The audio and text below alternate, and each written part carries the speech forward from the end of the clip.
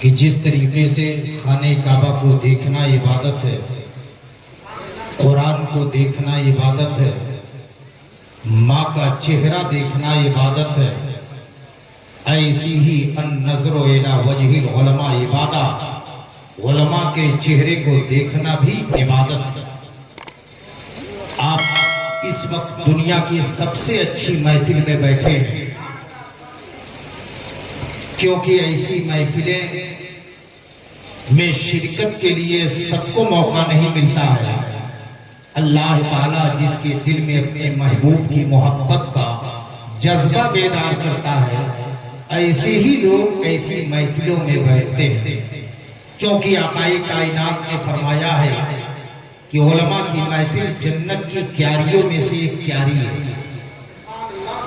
علماء کی محفل جنت کی کیاریوں میں سے ایک کیاری ہے۔ گویا کہ مفہومی طور پر میں آپ سے کہوں گا، اس وقت آپ زمین پر ضرور بیٹھے ہیں، لیکن اگر نبی کی حدیث کی روشنی میں اشارتاً سمجھیں گے تو گویا کہ جنت کی کیاری میں آپ بیٹھے ہیں۔ جنت کی کیاری میں، جنت کی بہاروں میں، جنت کی تمنا، جنت کی خواہش، جنت کی آرزو سب کرتے ہیں، سب چاہتے ہیں۔ کوئی سجدہ کر کے جنت مانگتا ہے، کوئی روزہ رکھ کر کے جنت مانگتا ہے، کوئی قرآن پڑھ کر کے جنت مانگتا ہے، کوئی غریب کی مدد کر کے، یتیم کے سر پر دست شفقت پھیر کر کے، بیواؤں کے گرتے ہوئے آنکھوں کے آنسوں کو خشک کر کے، روتے ہوئے انسان کو مسکرا کر کے، ہر ایک کی خواہش ہوتی ہے جنت ملے۔ لیکن آپ اچھے طریقے سے جانتے ہیں، جسے اللہ، جس کے اوپر اللہ کی رحمتیں ہوتی ہیں، وہی جنت میں داخل ہوتا ہے۔ سب کی خواہش ہوتی ہے جنت میں آنا۔ آپ دیکھتے ہوں گے عرص امین شریعت میں بہت سارے لوگ آتے ہیں، لیکن کچھ آتے ہیں ٹہل ٹہل کر کے، گھوم کر کے چلے جاتے ہیں۔ جنت کی کیاری میں انہیں بیٹھنے کا موقع نہیں ملتا، کیونکہ جب یہاں بیٹھیں گے تو ان کی آنکھ بھی عبادت میں مشغول ہوگی، جب یہاں بیٹھیں گے تو ان کی زبان بھی عبادت میں مشغول ہوگی، جب یہاں بیٹھیں گے تو ان کا کان بھی عبادت میں مشغول ہوگا، جب یہاں بیٹھیں گے تو ان کا ہاتھ اور پیر بھی عبادت میں مشغول ہوگا۔ ایک قدم آگے بڑھ کر کے میں کہہ دوں کہ آپ کا سانس لینا بھی ایسی محفلوں میں سانس لینا بھی عبادت ہے۔ ہر ایک جسم کا عضو عبادت، اور اس عبادت کی قیمت پیارے یہاں نہیں، اس دنیا کے بعد پتہ چلے۔ تقریر میری سماعت کریں، درود پاک پڑھیے، اللہم صلی علی سیدنا و مولانا محمد بارک وسلم، صلاۃ و سلام علیک یا رسول اللہ صلی اللہ تعالی علیہ وسلم۔ ابھی نقیب جلسہ حضرت قاری اعجاز صاحب نے دو چیزوں کا ہمیں بتا دیا، مکہ اور مدینہ۔ یاد ہے نا، مکہ اور مدینہ، ان کی ہر ایک بات، ہر ایک شعر میں کوئی نہ کوئی پیغام ہوتا ہے۔ تو یہ مکہ اور مدینہ صرف یاد رکھیں، یہ دونوں چیزیں ایسی ہیں، دونوں جگہیں ایسی ہیں کہ انسان سوتا ہے، تین ہی دونوں کی یاد میں سوتا ہے۔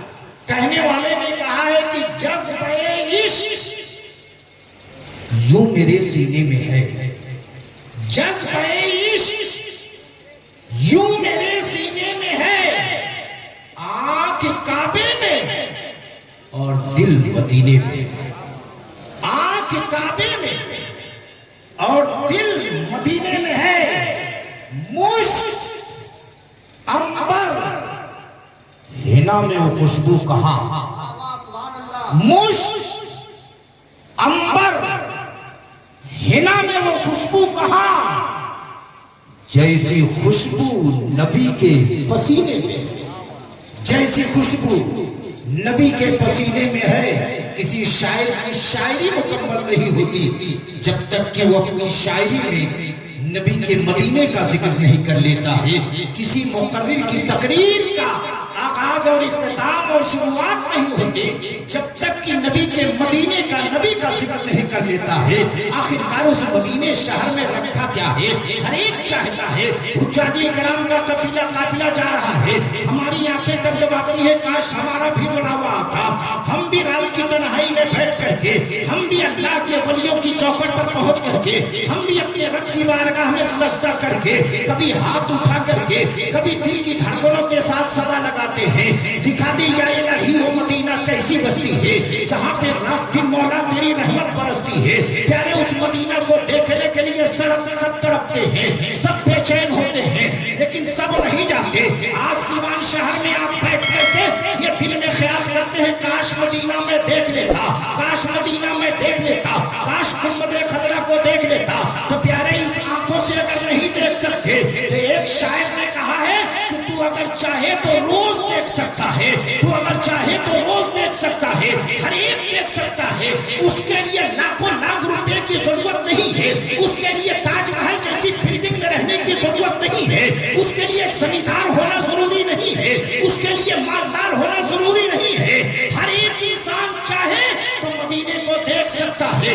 شاعر نے کہا ہے کہ تصور میں مدینے کی زیارت روز کر، تصور میں مدینے کی زیارت روز کرتے ہیں۔ رسول ہاشمی ہم پر عنایت روز کرتے ہیں، رسول ہاشمی ہم پر عنایت روز کرتے ہیں۔ اور ایک شعر ہے کہ ہم ان کی نعت کہتے ہیں، ہم ان کی نعت کہتے ہیں، یہی دل میں یقین رکھ کر کیا کہنے، ہم ان کی نعت کہتے ہیں، یہی دل میں یقین کر کے رسول نبی رحمت عالم سماعت روز کرتے ہیں، نبی رحمت عالم سماعت روز کرتے ہیں۔ تصور میں چاہے تو کہیں بھی جا سکتے ہیں۔ پیارے یہی تو وجہ ہے اللہ تعالیٰ نے پوری اپنے بندوں میں آدم کی اولادوں میں سب ہے، سب ہے، سب ہے، لیکن انہی انسانوں میں، انہی آدمیوں میں ایک ایسی جماعت ہے، ایک ایسے لوگ ہیں، کچھ ایسے لوگ ہیں کہ جنہیں کسی چیز کا نہ خوف ہوتا ہے، نہ کسی چیز کا غم ہوتا ہے۔ قرآن نے کہا کہ انہیں نہ خوف ہے نہ غم ہے، انہیں نہ ڈر ہے نہ غم ہے۔ پیارے لفظ دو ہے قرآن پاک میں، ایک کا تعلق ڈر سے ہے، ایک کا تعلق غم سے ہے۔ جب ان دونوں لفظوں پر آپ غور کریں گے، انسان کی زندگی کے تین مرحلے ہوتے ہیں۔ ایک ماضی ہوتا ہے جو گزر گیا، ایک حال ہوتا ہے جو موجود ہے، ایک آنے والا ہے جو مستقبل ہے، جو آنے والا ہے۔ تو پیارے ان دو چیزوں کا تعلق، ایک کا تعلق ماضی سے ہے، گزرے ہوئے وقت سے ہے، اور ایک کا تعلق آنے والے وقت سے ہے۔ ابھی سیوان سے ہم بڑھیا جا رہے ہیں، کسی نے کہا کہ دیکھیے گا مولانا صاحب راستے میں تار گرا ہوا ہے، اب یہیں سے ہمیں ڈر لگنے لگا، یہیں سے ہمیں ڈر لگنے لگا۔ تو آنے والے وقت سے ہمیں ڈر لگتا ہے اور گزرے ہوئے وقت سے ہمیں غم ہوتا ہے، غم ہوتا ہے، ماضی کا غم ہوتا ہے، آنے والے وقت سے ڈر ہوتا ہے۔ یہی تو وجہ ہے کہ ہم جب قیامت کا تصور کرتے ہیں تو ہماری آنکھوں سے آنسو گرنے لگتا ہے۔ ہم جب اپنی قبر کی اندھیری کوٹھری کے بارے میں سوچتے ہیں کہ قبر کی اندھیری کوٹھری ہوگی، بستر نہیں ہوگا، زمین پر پڑے ہوں گے، اندھیرا گھر ہوگا، تنہا اس کوٹھری میں ہمیں سلایا جائے گا۔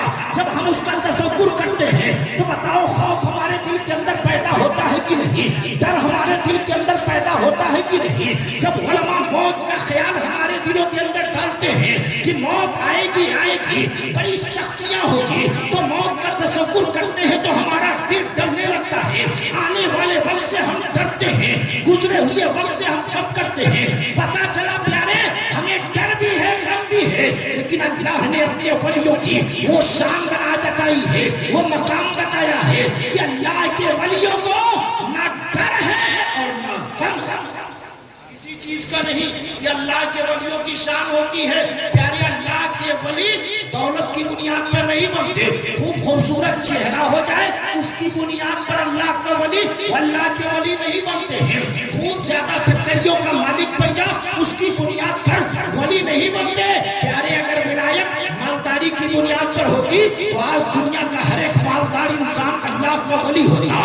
اگر حسن و جمال اور خوبصورتی کی بنیاد پر ولایت بڑھتی تو آج دنیا کے حسین و جمیل انسان یہ اللہ کے ولی بنتے۔ آپ کہو گے جب زمینداری، مالداری، حسن و جمال، طاقت و قوت کی بنیاد پر ولی نہیں تو کس بنیاد پر ولی بنتے ہیں؟ تو قرآن میں اللہ پاک نے کہا یا ایھا الذین آمنوا اتقوا اللہ، اے ایمان والو اللہ سے ڈرو، اے ایمان رہنے والو اللہ سے ڈرو۔ جب تم اللہ سے ڈرنے لگو گے جیسا کہ ڈرنے کا حق ہے، اللہ تمہیں اپنا ولی